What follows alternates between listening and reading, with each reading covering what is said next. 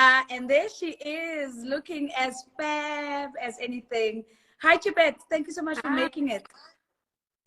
Hi, Sis Naz. Lovely to be here. Thank you so much for making time for me today on this very chilly Monday in Johannesburg. I hope everyone's keeping warm. Yeah, it is absolutely chilly. I just finished a boxing session, so I'm feeling like less chilly, more hot, but just really, really exhausted. Just trying to do this mommy thing and trying to fight to get the body back and all of the stuff that comes with it. But I want us to give Chebet a Mentorship Monday welcome. And what we typically do, Chebet, is that we ask everybody to let us know where they're joining us from.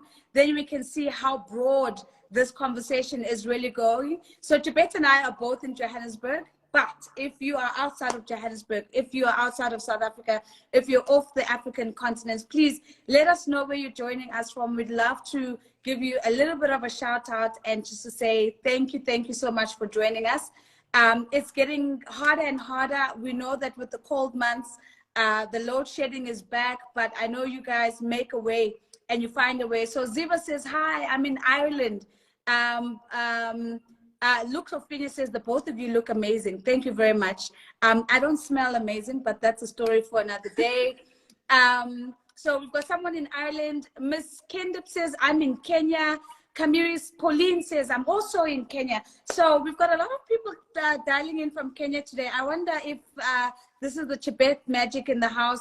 Chipsy says, ching ching, champagne glasses all the way from Botswana. So thank you so much for being here. Switzerland's in the house. Judes, thank you so much for being here.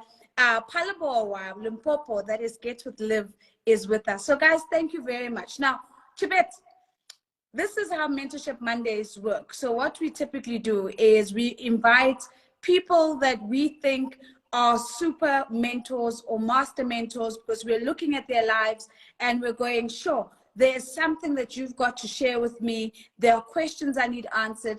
And oftentimes the guests are people who can answer questions that I can't answer, because I have limited experiences of the world. And we bring on our guests, we bring on the questions that everybody sent. So I've got my laptop in front of me. I've got some of the questions that have been sent. And we're going to work through what we can. And we'll pivot on some of them and we'll see what we can get to.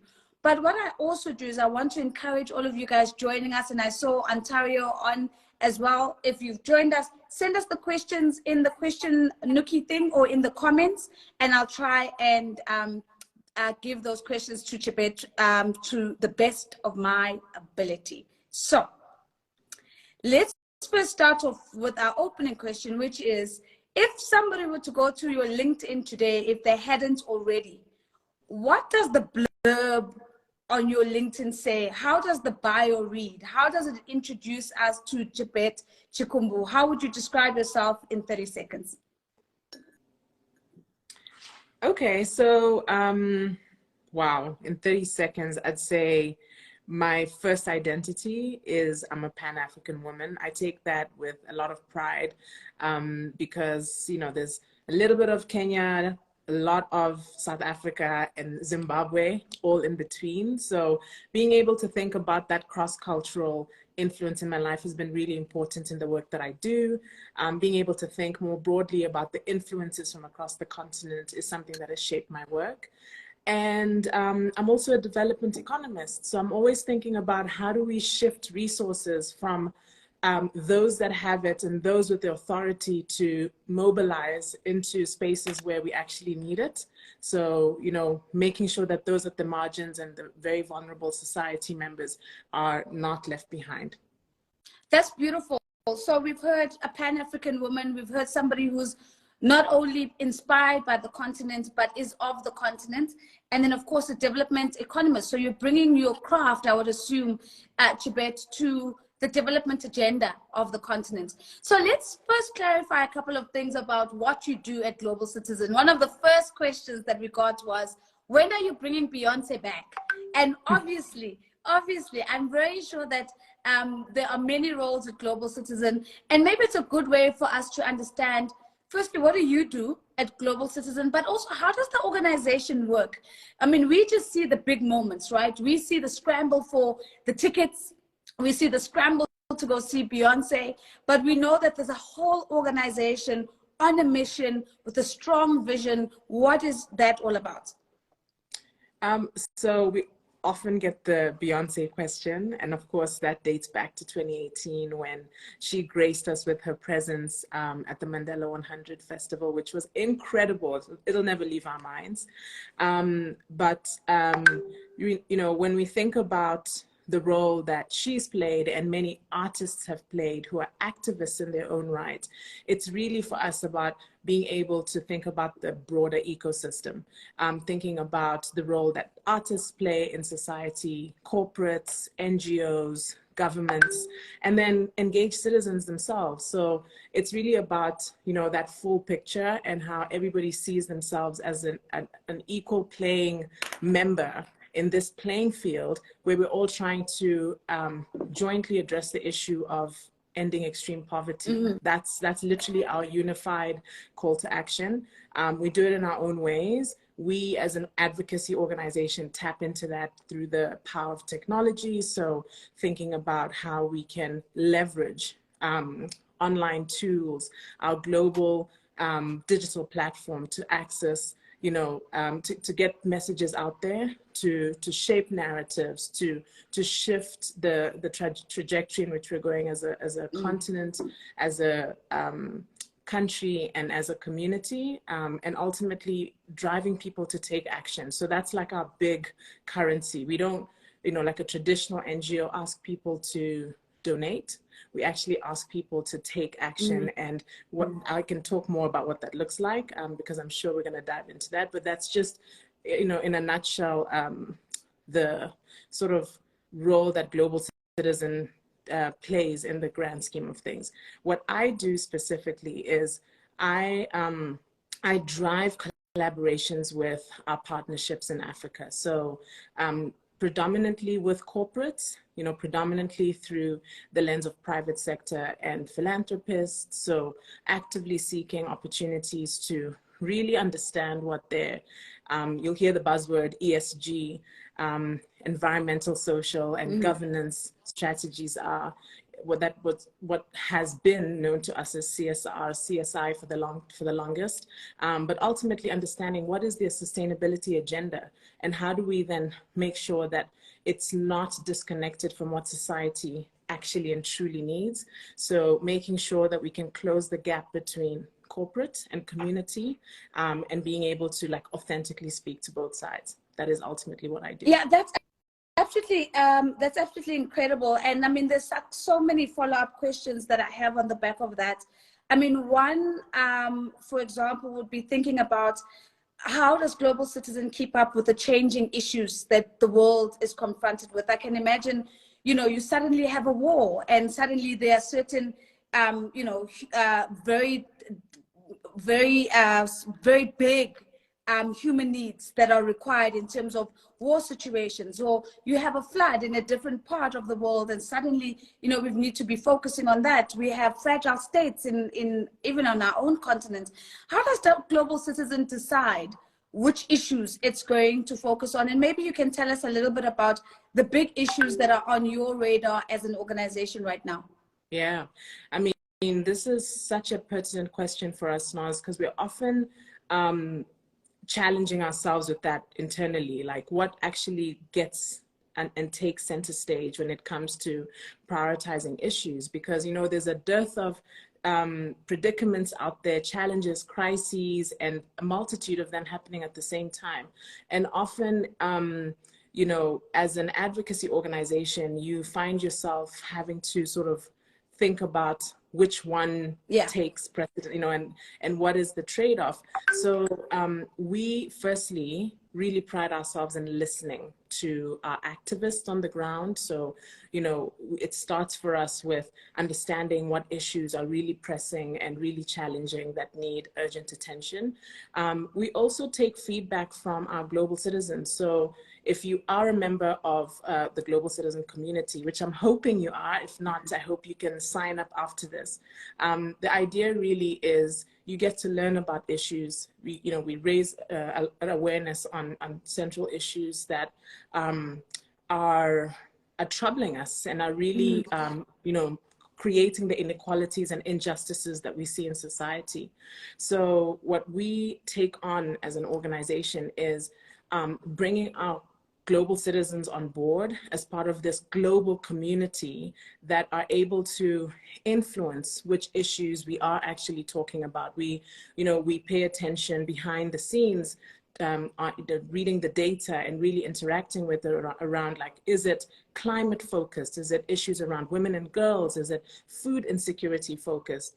And we build on that. We then take time to sit with our corporates. And when we're sitting in those boardrooms, we're really double clicking on where are the true interventions needed, but where's the real impact at the end of the day? For us in South Africa, of course, sometimes it feels disconnected to be talking about, a climate issue when we're thinking about the fact that we have no electricity and no water and some of the more basic necessities. But what you realize is when you actually are sitting with these issues is the intersectionality of them.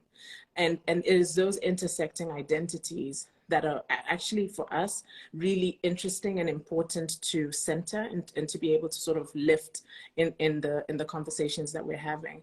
And being able to direct resources and investments towards those intersections as well. So that's how we that's the process we take. A lot of listening, a lot of learning from our own community members, and then, going forth and creating these really compelling campaigns that deliver on both. I want to maybe do a quick shout out to all the development economists or aspiring development economists as well, to say, guys, this is what it looks like. This is what it sounds like in terms of, doing the work. Oftentimes, we don't really know the lives we're touching just by having a conversation. And I've lost count of the number of times somebody has says, oh, I heard you, in an interview having a conversation about something, and it made me go and do an MPhil in development finance, because I finally had a tangible example of what am I going to do with this degree. And so, as you talk about being a development economist and the kind of issues and the trade-offs that you're doing, in terms of these are the big issues versus what's your ESG policy versus what really needs to be done on the ground versus who's going to put the resources behind it. I'm actually getting goosebumps, because I'm like, sure, if I was an aspiring development economist, you're the person I'm following from now on, because I think you're living into that aspiration for a lot of people. I wanted to also then double click on the toughness of the conversations potentially that you're having in the boardroom, because I would imagine that we come from a history where CSI was the easy thing to do, for a corporate to get up and say, okay, it's Mandela Day on Tuesday, the 18th of July. So what we're going to do is we're going to go and give 1,000 sanitary pads, drop them off at some school, tick it off, done, dusted, we've made impact. And what it sounds like to me is that in order for corporates to be active citizens and to be global citizens as well, and to be part of reconfiguring societies and so on, that the game is shifting and you're asking for a whole lot more from corporates than what they might have been accustomed to doing and giving before. How tough are those negotiations, and I don't know if I can say this, how badass do you need to be in the boardroom as you go in and say, it's more than painting classrooms now, we're talking about real societal change? I mean, when it comes to how badass, it's a matter of, like, I whip out the red lipstick. I'm like, okay, where's my Fenty Beauty? Let me get this red lip on. Let me get the heel on. And I go in there and really just come with the confidence that, hey, you get to sit at the table, you get to make the decisions, you have the power and the authority to determine where your profits are going for purpose, right? That's one hand. That's me playing that sort of community member hat. Yeah. Then if I look at it through the lens of corporate as well, there's also a need for collaboration, because they too are under dire pressure, just given where the state of the economies are right now. You know, our local economy, our regional economies, our global economies are under immense pressure at the moment. And I think one has to be very discerning in terms of how you make that approach, because you can be very linear and go in there and sort of like be on the attack, and come in with a sort of like entitled approach with how we speak to corporates. But in truth, they too are dealing with their fair share of opportunity costs, and having to think about where the investments are going, having to, you know, throw a lot of resources towards keeping their staff at the moment, just post-pandemic, from what we've all seen. So because of that, it's really shifted for us into more of collaborative thinking. When we go into those boardrooms, it's more about, hey, what are your values?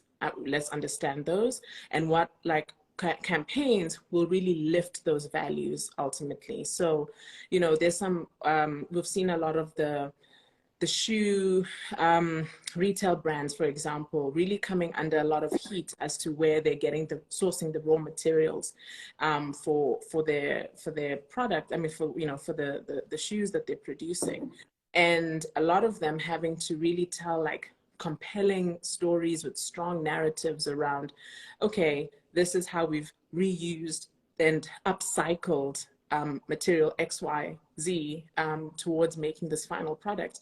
And let me tell you about Gen Z. You cannot BS our Gen Z.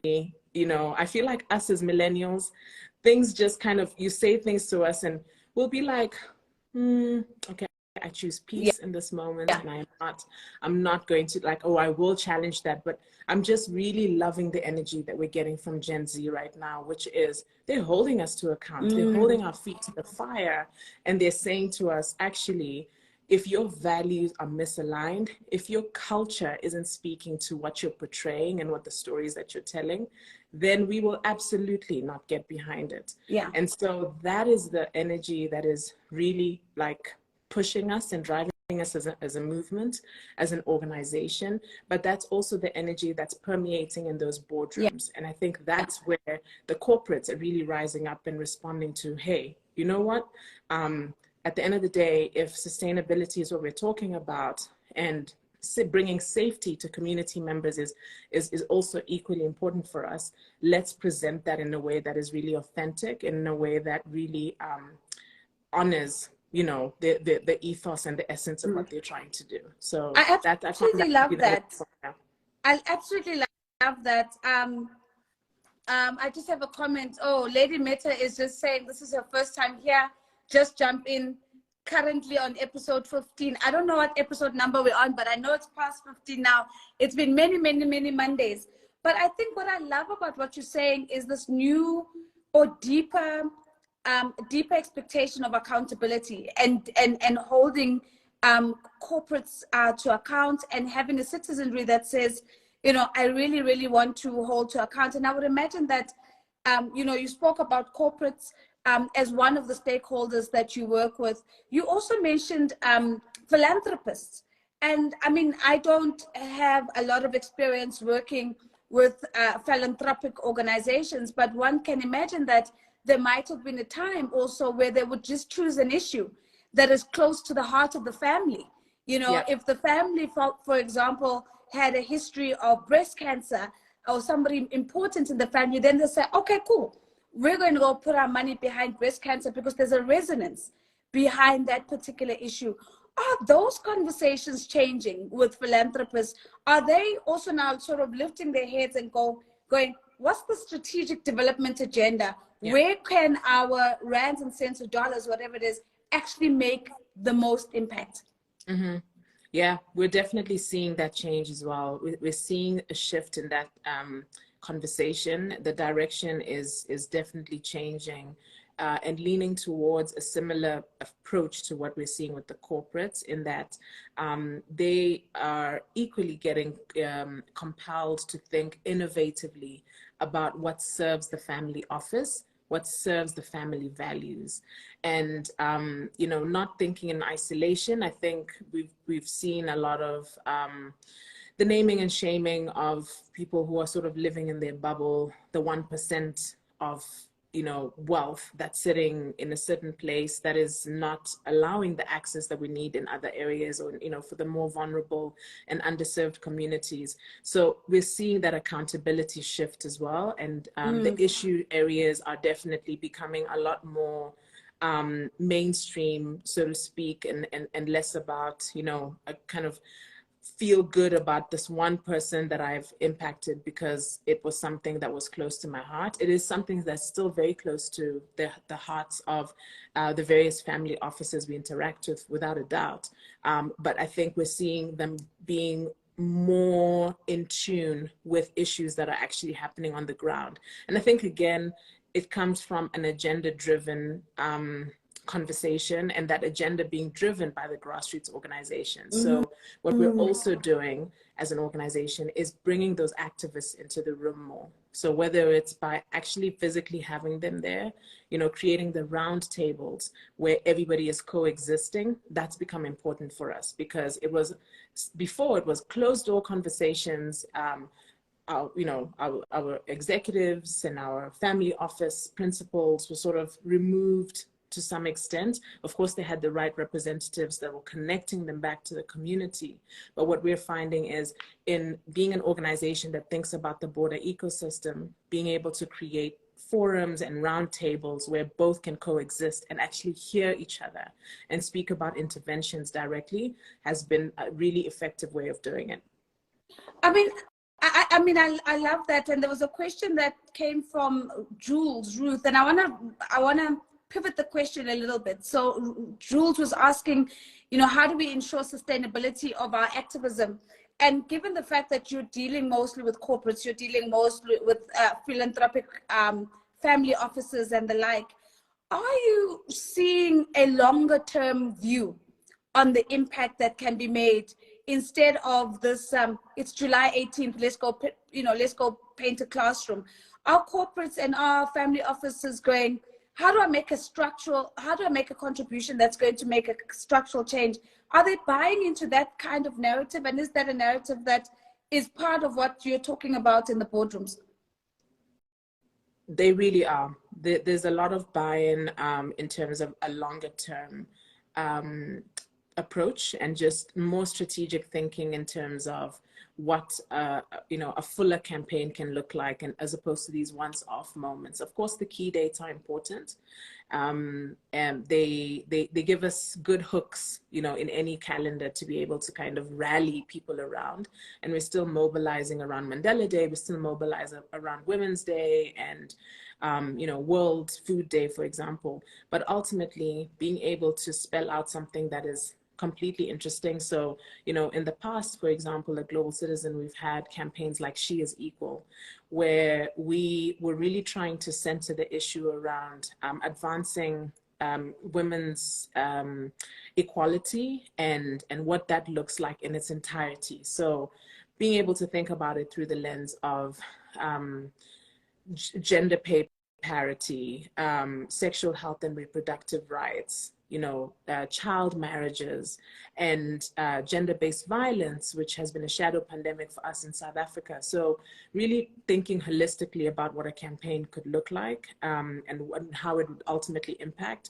And what we found in the campaigns that we've designed at Global Citizen, alongside and in conjunction with our partners, both corporates and the philanthropists alike, is we've been able to really mobilize incredible sums of monies.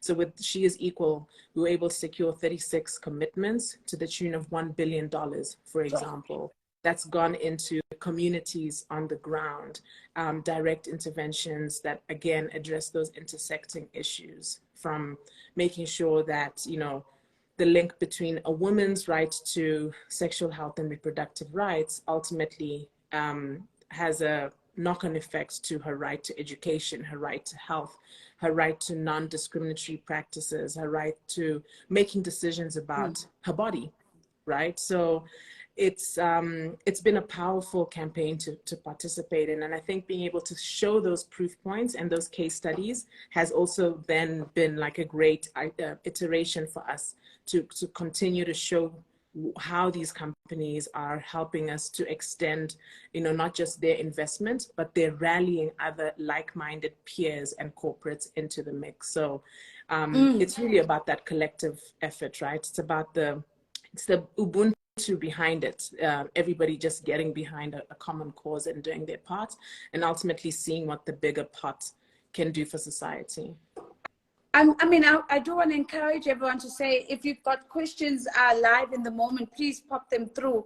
But I wanted to pick up on the comment of impact.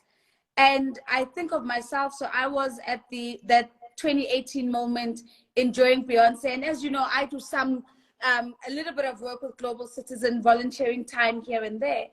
But how difficult is the impact conversation? Because I can imagine corporates are saying, well, for every dollar that I spend, what are you going to give me?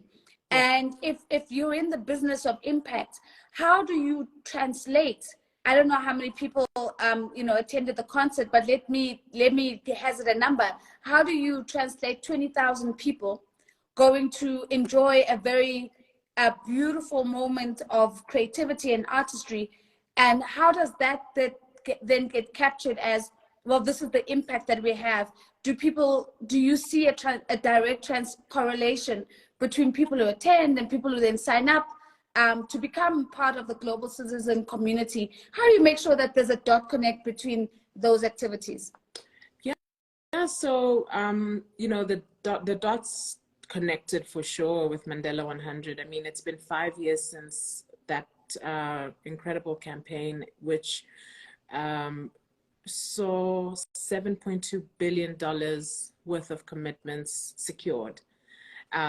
What we're doing alongside our advocacy is the accountability side. So we're actually tracking and monitoring and making sure that, the creativity, the artistry, the energy that went into getting, it was actually 60,000 people at F&B Stadium on that 2nd of December, would actually translate into, real impact on the ground. And it's a great question, because when you think about, like, how does it move, right? And most people think, does it come, does Global Citizen get this money, right? That's always the first question that we get asked.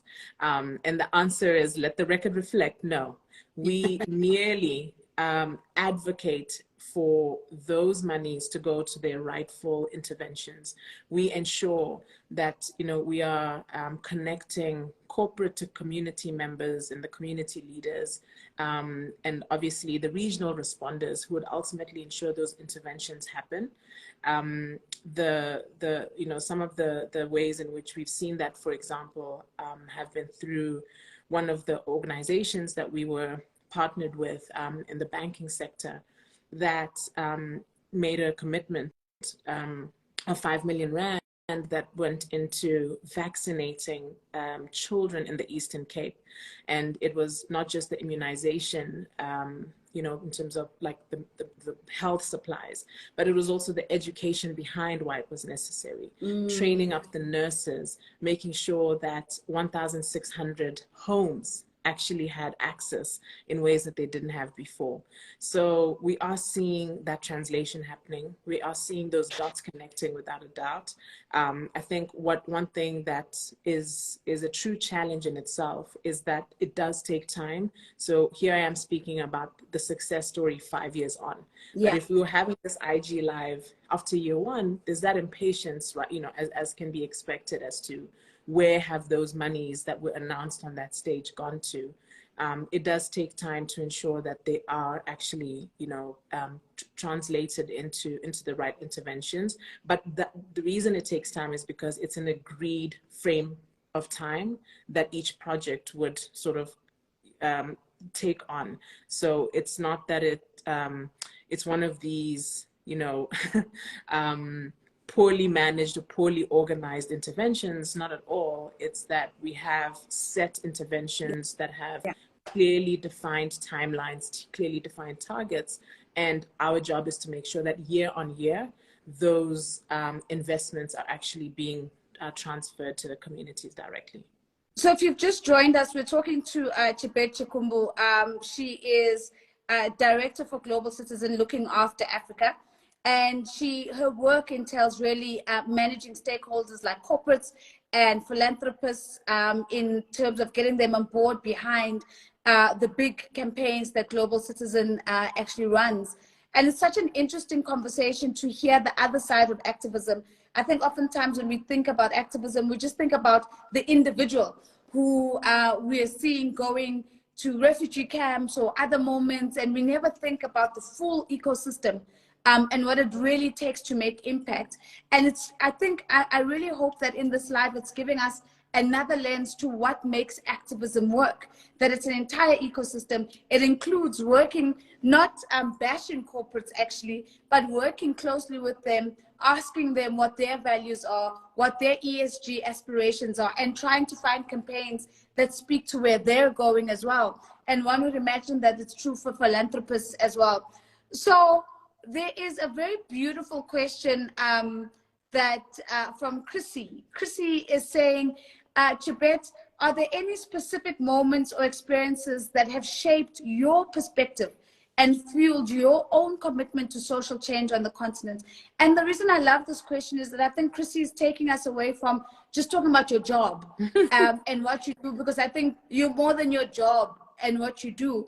But where does the love for the continent come from? Why the care for that leads you to do this kind of work? Was there an experience that has led you to this moment? Yeah. So yeah, I love getting personal. I always find that it just, hits home a little bit more when you can understand the driving force behind a person's daily purpose. So for me, I'd say that I think it was, if I go way back to when I came to South Africa. So I came here firstly because my late father sent me here to get educated. I was studying in Kenya, and the education system is really great there. But, as the firstborn and the guinea pig, he's like, okay, I want to see what happens. I want to explore the option of sending you to South Africa. I was 14 years old, so I was very young. It was like tender ages. I was so impressionable and, very scared because I'd never left the country. And my parents themselves also came from humble beginnings. They literally came from like the rural villages straight to Nairobi. And they were like one of the few siblings that got to do that, right? So I think they felt compelled because they were like, right, so because we kind of went through this and educated ourselves, or their parents educated them, they managed to get out of poverty, so to speak, in the rural villages. They were able to experience a certain access and a certain life that they were afforded in Nairobi, which would have been different, in that sort of urban setting versus a rural setting. So coming to South Africa on the back of like their great, interest to see and explore, I found it to be quite challenging because firstly, I came here and it was all the kind of narrative around, I'm a foreigner, like, where do I belong? And I really felt misplaced for the longest time. So I found myself just naturally being interested in everything outside of what I knew. So I think that I would safely say that I didn't know anything about other cultures outside of East Africa until I came here. And I would highly encourage people. I wouldn't have met you as my sister that I now claim, Naz, if I hadn't come here. And I really encourage us as Africans to just venture out firstly, just to break free. I'm married to a Zimbabwean, and those are things that I imagine would not have happened had I chosen to, or had my parents kept me in Kenya for my early schooling. The other thing was just being able to see how it shaped my perspectives on many issues, right? So there were many cultural ways in which I was looking at life, which I came to kind of, it completely flipped my understanding of things as I knew them. That yes, we are African, but ultimately there's so many nuanced ways in which we understand certain things, and there's a real need to fully appreciate the full scope, the full spectrum, like all the colors that exist within that. So I think that was something that I really appreciated about that transition and that shift of, you know, being born in one place and being bred in another. And then I'd say ultimately, the stage that it, you know, it presented was, I was in an international school that, like I said, I was exposed to different cultures, incredible humans from different parts of the continent. So learning so much on the go at all times, but also just being able to fully appreciate just like what education can do for you and how it's propelled me. Is that I stayed in South Africa, obviously, and, you know, studied here for my undergraduate, my postgraduate, and I've lived here ever since. And it's been over 2 decades now of doing so. And I've really found that that exposure has catapulted, you know, my reality in a very different way. I've been forced to think about issues in a way that I wouldn't have appreciated them. And I really am grateful for that. I've been able to engage at community level in ways that I, you know, just typically wouldn't have been able to do so. So that has honestly shaped how and why I actively look for mobilizing investments in areas where I think, you know, need to be better represented and better served, just because I have seen what it's done for myself. You know, I feel that I have that responsibility to put myself out there and be a voice for so many people who actually ultimately need it. So that's, I'd say, has really like driven me on many days. When it's too cold in Joburg, when it's snowing like it did last week Monday, and I'm like, what's gonna get me out of bed? It's just remembering that I have been able to like go through life because those who came before me really poured into me, and I really take that duty on quite seriously. And my job and, you know, my existence in this life is around like, what is the pay it forward here, and how do I make sure that others are equally experiencing this, and how do I make sure that I'm fighting for causes or standing behind issue areas that would ultimately propel other human beings. I'm just picking up questions here, picking up some comments here, and I'm gonna come back to that. But thank you for that very personal share. Miss Kihoro says, I'm really loving this conversation and I'm so inspired by your work. How do you keep your hope and optimism alive in your work, especially in moments that seem daunting or overwhelming?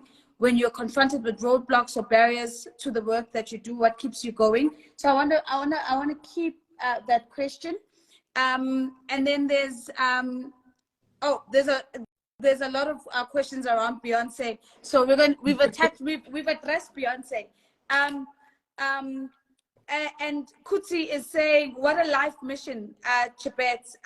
Palisa is saying, you know, those who came before me and poured into me, loving the way you've articulated that in particular. And I suppose my question to you is that as I hear you articulate your life story, is to follow up and ask you, would you describe yourself as an activist? I would. I absolutely would. So if you think about what just the mere definition of activism is, it's somebody who thinks about an issue and takes time to understand a little bit about, or a lot about, you know, what that issue is really about, and then does something about it. So the activism part is actually like derived from the word act. You've got to do something about it. You've got to be intentional about, you know, what it is that you're standing up for. And I mean, it'll be across the board. So from issues pertaining to women and girls to climate change. I personally didn't imagine that I would be somebody who really cared about protecting our planet and defending it with everything, until firstly I read Wangari Maathai's Unbowed, and I was just like, okay, right. So she did this for us, and got behind the Green Belt movement, and basically has laid out this path and trailblazed so that we can sort of understand why it was important for us. And it's something I keep in the back of my mind when I'm doing, you know, whatever I'm doing, to LGBTQ plus rights, you know, and thinking about just the notion that love unites and love is love. And who are we, you know, as human beings to get behind a single ideology that is so unfounded, right? To thinking about issues around women's access to maternal health and family planning and contraceptives. I mean, again, why would we take away the right for a woman to plan her family and to get access to you know, family planning methods that would ultimately shift the direction her life would take, that would influence her right to education, her right to decisions she takes about controlling her own body. So when I fully understand those things, and, you know, when they sort of resonate for me, because I've gone and actually read up about them, I've understood those who've come before me, and why they fought so hard for them, and why we have a legacy duty to take it on and continue advocating for the work. That really is what keeps me honest, and reminds me that this is the daily work. So each one of us in here, I want to believe, are activists in our own right. They're things that we truly care about. They're things that we will firmly get behind. And I would urge us to be deliberate every single day, thinking about, like, what are those issues that I would like to actively do something about, and just hopefully we can get behind this notion of collective humanity and make this world a better place. I love that. I really, really, really love that. And you're leading me to the question from Musedi, Mr. Lee. And he says, what are some of the misconceptions of activism?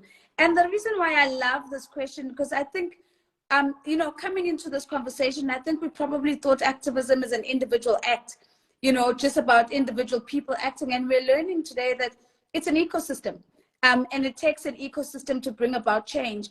But what are some of the things that in your line of work you've had to you've had to dispel about what people think activism is? I would imagine another one was people thinking activism is just about those big moments where you see people on the stage, but actually not so. What are your thoughts around what has become clearer for you about what activism is and what it isn't? Yeah.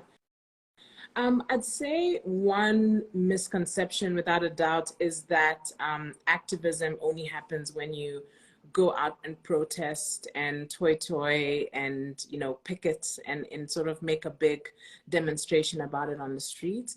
I think activism is in our daily conversations. Activism is in how we are constantly challenging the, you know, narratives that aren't true, you know, and asking ourselves, like, how much do I know about this thing? Yeah. Is there more room to understand the flip side of this story, right? And sometimes, you know, you have your way of understanding something, but I think lead with that, right?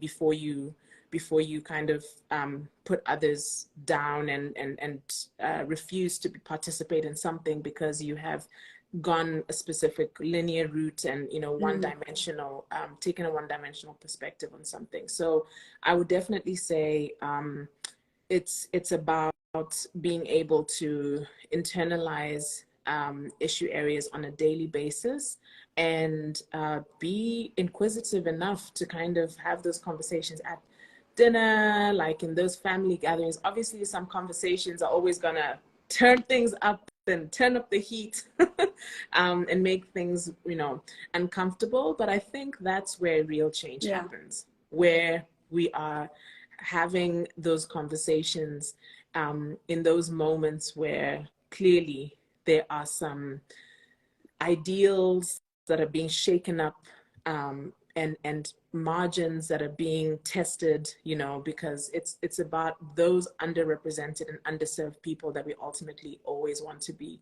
centering when we're having these conversations. The other misconception I would say is that you need to be actually like physically active. You can literally be sitting on your couch and be an activist. And what I mean by that is, say with what we're doing at Global Citizen, with our action taking online, we, created this digital platform. We've got an amazing team of campaigners that design these actions, and you can send an email to your government representatives, sign a petition, or send tweets, right? Once you've learned about the issue areas, because the knowledge is really critical, because that kind of informs you and fuels you to then take action. Once you've taken action, we use that as a social asset, as an advocacy organization. We then go and sit with those authorities and powers that be, so to speak, and say to them, look, 50,000 South Africans have taken action on issue X. 150,000 Africans have taken action on issue Y. What are you doing about it? They then respond by getting on our global stages and either making a commitment or making an announcement about what's going to be done on those issues. At the moment, there's a global conference taking place in Rwanda called Women Deliver. And, we all know Rwanda has been super progressive about issues pertaining to women's empowerment or the climate agenda. It's really been incredible to witness as an African. And one of the things that they're really centering there is just advancing the women's agenda through the lens of, some of the issue areas I've just covered: gender equality and child marriages, sexual health and reproductive rights, gender-based violence. And what right now, if you actually go on our website or on our app, there are 7 steps you can take to participate in this, what we're calling a sprint challenge. And it'll be like taking a quiz so that you become more aware, understanding what's at stake when we're talking about those issue areas I've just touched on. Being able to then hear from activists themselves. So we have little accounts from these activists, from the likes of Dija, who is or the founder of Gen Z Girl Gang, doing incredible work, for women by women, and just the activist stories really reinforce some of the ideals, or like some of the ideologies that you might have around what it takes to advance women and girls' agendas. And then you just sort of stay on this path of learning more, taking the quizzes, sending tweets, essentially just a host of actions that have been curated for you. And then you become a champion, of these issues. And that really is, those are some of the practical steps that we've developed as an organization. So it's easy for you to be super active right from the comfort of your couch. You don't have to actually physically go out there and demonstrate, as we've seen, through some of our own freedom fighters. Yeah. So I'd say that those are some of the misconceptions that I would. I particularly love the last one, because I think you've touched on the second last question I was going to ask, which was, how does one get involved? What do people do? And what does it take to actually be a part of the ecosystem? And I think you've directed us beautifully to go and engage with the Global Citizen website, look at the campaigns. Remember, it's as easy as just signing a petition online and being part of that change. So my last question then is the question that we parked, and that was, given the fact that Africa is so rich with challenges, In every corner you turn, there's always something that needs to be fixed. If you're in South Africa, we know we've got power that we need to fix. We've got a water crisis. In other parts of the continent, it's girls' education. In other parts of the continent, it's access to healthcare. In other parts of the continent, it's peace and security. And the list goes on and on and on. What keeps you going? Instead of seeing the continent as rich with challenges, what is it that allows you to see the opportunity of what could be?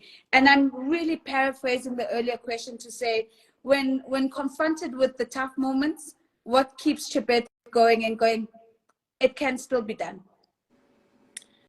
I think it's the collective energy. It's this, what we're seeing just as one big movement is Africans rising, and we're rising up together.